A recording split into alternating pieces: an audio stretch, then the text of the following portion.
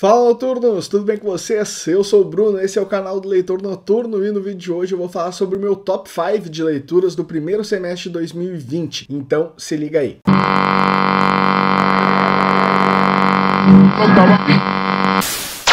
Foi bem difícil eu conseguir escolher 5 livros para esse top 5. No final de junho eu tinha lido exatamente 99 livros nesse primeiro semestre. Então desses 99, obviamente tem livros que eu não gostei, tem livros que tiveram notas ruins, entre 1 e 2 estrelas, teve livros médios entre 3 e 4, teve livros muito bons com nota 5 e eu tive, eu acho que uns 10 livros ali que foram espetaculares, que eu acabei dando nota 6. Dentre esses eu escolhi 5, começando no 5º lugar com o lançamento da HarperCollins esse ano, A Fronteira, do escritor Don Winslow, que é um escritor que não é muito conhecido aqui no Brasil. Ele escreve um pouco mais sobre estratégias da polícia, sobre pormenores de tráficos, de cartéis de tráfico. Então, não é uma literatura que agrada em massa os brasileiros aqui, mas lá nos Estados Unidos ele faz muito sucesso. Esse livro, A Fronteira, faz parte de uma série dele chamada Os Cartéis, e é a sequência do segundo livro dessa série, que chama O Cartel.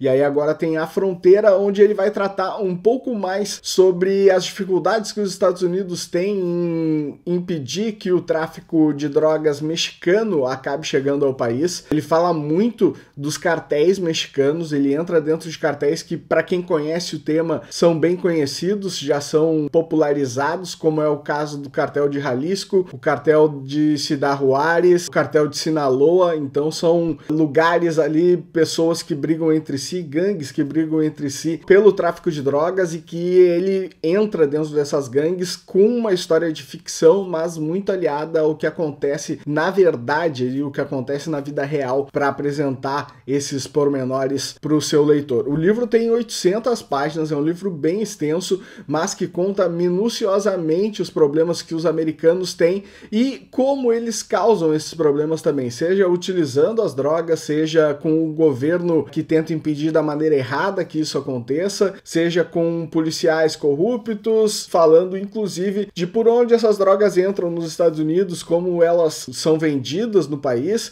e principalmente como elas afetam economicamente o país. Então é um livro extremamente completo, é uma aula sobre essa questão do tráfico de drogas e que vale muito a pena se ler, principalmente porque ele alia essa questão do tráfico com a parte do novo governo que queria criar um muro ali na fronteira e tudo mais, e é bem interessante de ler ele por isso. Na nossa 4ª posição temos O Sol Ainda Brilha, o livro do Anthony Ray Hinton, que é uma não ficção, uma autobiografia. Ele conta a história de como ele foi preso e passou 30 anos injustamente encarcerado. Uma história bem emocionante, que fala muito sobre racismo, que fala muito sobre como a polícia é opressora, fala muito de como a polícia nos Estados Unidos tem muito dessa questão de prender o negro sem saber o porquê ele cometeu aquele crime. É abordado em vários documentários esse assunto, de por que os negros vão mais para a cadeia, de por que os negros são discriminados nessa parte. É um livro muito emocionante, ele contando a história, tanto de como ele foi parar na cadeia, dos exemplos das provas que ele tinha de que não tinha sido ele que cometeu aquele crime, até ele 30 anos depois conseguir sair daquele cárcere e ver que o sol ainda brilhava. É muito, muito emocionante, um livro incrível, muito bom, que saiu pela editora Vestígio. Na nossa 3ª posição temos o 5º livro da série do Ransom Riggs, do O Orfanato para Crianças Peculiares, da Senhorita Peregrine. Este aqui é o A Convenção das Aves, é o 5º livro da história já. Desde Harry Potter eu não vejo uma série de livros tão boas e que todos os volumes dele são tão bons. É um livro que não decepciona em nada, que eu vou ler, vou começar a ler o livro seguinte da série sempre com medo de que estraguem algum personagem, como estragaram os personagens no filme da série, sempre com medo de que a série tome um caminho diferente naquele livro, mas o Ransom Riggs nunca decepciona. ele é um escritor incrível, todos os volumes da série são maravilhosos, incrível, incrível, incrível,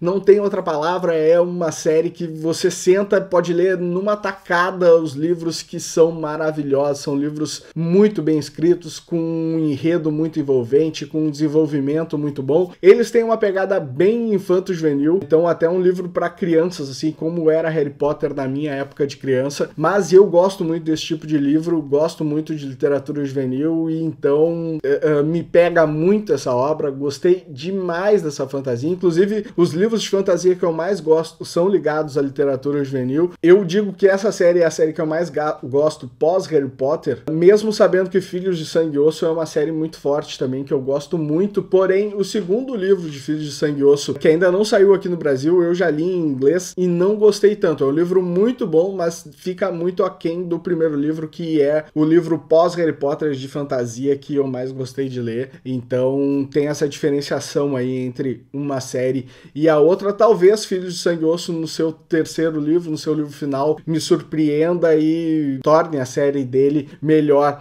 do que a das Crianças Peculiares, mas acho isso um pouco difícil, tô gostando muito da série. Os livros do Ransom Riggs me causam algo assim que eu tenho medo que essa série acabe. Eu quero que ela tenha 30 livros, não quero viver o que eu passei com Harry Potter quando chegou lá no último livro e a série tinha terminado, e até hoje, 15 anos depois aí, a gente segue órfão do que a J.K. Rowling criou, né, querendo novas obras disso, mas espero que o Ransom Riggs leve essa série o máximo que ele puder. Na nossa segunda posição temos um outro livro que é de literatura juvenil, mas uma literatura mais delicada, e é o The Outsiders, Vida Sem Rumo, um livro que originalmente foi lançado em 1967 e que agora saiu esse ano pela Intrínseca, que é essa edição aqui de comemoração de 50 anos em capa dura. Tem aqui atrás Permaneça Dourado Ponyboy. Já saiu o filme desse livro, saiu inclusive o nosso episódio depois da última página discutindo esse livro, e discutimos um pouco sobre a literatura brasileira, porque apesar de ser americano, esse livro ele diz muito sobre como as crianças começam a ler, como as pessoas se inserem na literatura,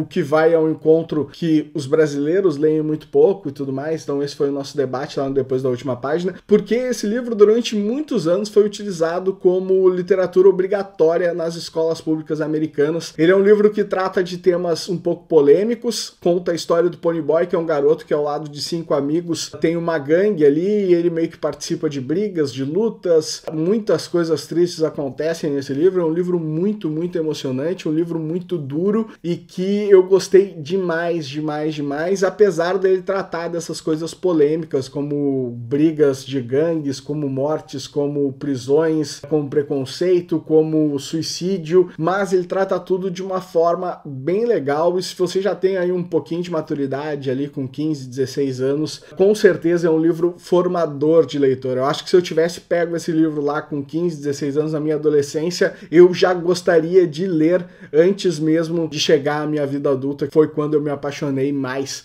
pela literatura. Se eu tivesse lá lido ele na minha adolescência, talvez ele tivesse o mesmo peso que o Harry Potter teve, assim, né, que a série teve, de me fazer gostar de ler e ter esse hábito da leitura já na minha vida desde lá da adolescência. Não sei o quanto o livro me agradou por causa desses pequenos detalhes de literatura e de ele poder ser um livro formador de leitor, como eu gosto de dizer, ou quanto ele me agradou por realmente ele ser um bom livro. As outras pessoas com quem eu falei sobre ele não tiveram a mesma paixão que eu tive por esse livro. Então isso me deixou muito na dúvida, mas ele tá com certeza no nosso segundo lugar aí desse top 5. E pra gente encerrar esse vídeo, tem o livro que talvez ele é o melhor livro do ano até agora, talvez ele seja o melhor livro do ano de uns 2, 3 anos pra cá que eu li, porque é um livro incrível, incrível, incrível, é um livro nacional, é um livro maravilhoso, que alia ficção com não ficção para contar a história de um criminoso real que abalou as ruas do Rio de Janeiro nos anos 90 e começo dos anos 2000, e ele é Dom, do guitarrista do Titãs, Tony Bellotto, que se popularizou muito na literatura com os livros da série Bellini e a Esfinge dele, que são livros muito bons, mas esse livro aqui eu acho que ele chega no ápice da literatura dele. Ele vai contar a história do criminoso Pedro Dom, que cometia assaltos, sequestros, assassinatos, traficava drogas, que ficou muito famoso no Brasil nos anos 90. Ele conseguia fazer fugas espetaculares, acabou sendo preso e conseguiu fugir da prisão. Tudo isso é contado nesse livro nos menores detalhes, conta muito sobre a vida pessoal dele também, mas o detalhe principal do livro assim é que fala muito sobre a relação dele com o crime a partir do momento em que ele vira um drogado, onde ele tem problemas com drogas e como isso acaba inserindo ele no crime, já que ele era uma pessoa de classe média, o pai dele era um policial. Fala muito da parte familiar dele também, então tem um forte aparato emocional com o pai dele dando declarações dentro do livro. É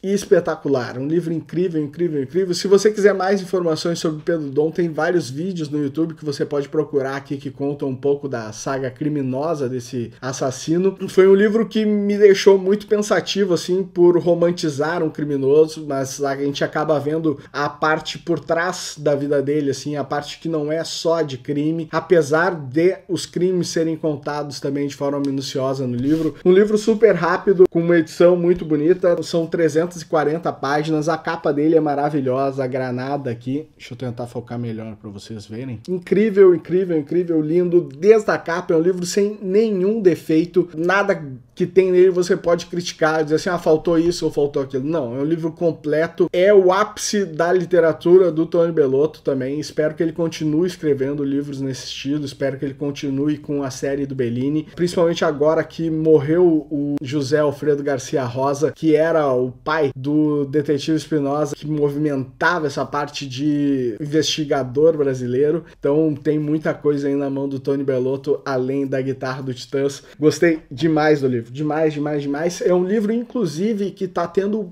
pouquíssima repercussão sobre ele. Não vi quase ninguém falar sobre o livro, então isso me deixou bem chateado e eu gostaria que muitas outras pessoas lessem esse livro, porque é um livro fabuloso, um livro nacional. Ele não tá em primeiro lugar por ser um livro nacional, ele é o único livro nacional dessa nossa lista, mas ele tá em primeiro lugar porque é o melhor livro e acho muito difícil de ele perder o lugar de melhor livro do ano de 2020 nas minhas leituras. Talvez ele seja a minha melhor leitura aí nos 2-3 últimos anos. Um incrível livro que eu terminei chorando, emocionado com a história. É fabuloso. Leiam, simplesmente leiam Dom, porque vocês não irão se arrepender. Tá bom, gente? Esse foi o nosso Top 5. Espero que vocês tenham gostado. Com certeza teremos o Top 5 do ano, no fim do ano, no comecinho aí de 2021, se 2020 acabar realmente.